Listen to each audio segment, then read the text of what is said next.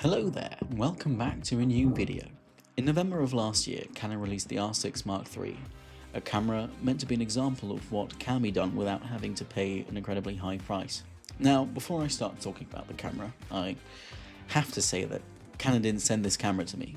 I didn't get to test it out. The specifications that I'm going to talk about are purely derived from Canon's own website. So when it comes to the video specs, Canon R6 Mark III can shoot OpenGate at up to 30 frames per second at 422 10-bit, 7K RAW at up to 60 frames per second, 422 10-bit, 4K at up to 120 frames per second, 422 10-bit, 1080p at up to 180 frames per second, 422 10-bit. It also has a digital hot shoe and dual recording to both memory card slots. When it comes to photo, the R6 Mark III has a 32.5 megapixel full frame sensor, has a native ISO range of 100 to 64,000, which you can expand to 50 to 102,400, a max shutter speed of 1/16,000 of a second electronic, 1/8,000 of a second mechanical.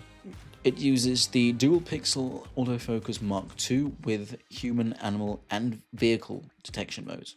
When it comes to the body, the R6 Mark III has an HDMI Type A, 3.5 headphone and microphone jacks, USB-C 3.2 Generation 2 flash sync ports.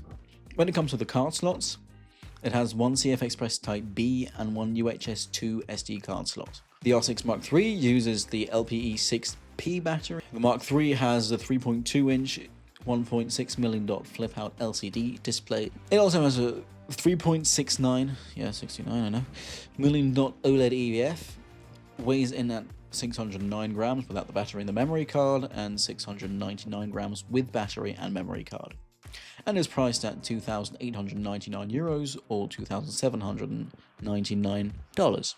Now, in my opinion, I think that Canon has made an incredible camera. That's a fact at this point, basically. But speaking of points, isn't it interesting that they released the successor to an already incredible camera that they released exactly 3 years ago? Seems to me they've realized that Sony would release the A7 IV and didn't want to be forgotten, maybe. I don't know. And with adding OpenGate, I think they wanted to prove that they can still compete in this battle of giants. So, in conclusion, I believe that they have succeeded in showing the world that it's not David versus Goliath, but rather Goliath versus Goliath when it comes to the giants. But when it comes to smarts, it is David versus David, as usual. So yeah, thank you for this video. I hope you enjoyed it. I hope you enjoyed the information. And I hope to welcome you back soon to a new video. Again, thank you for watching, and see ya.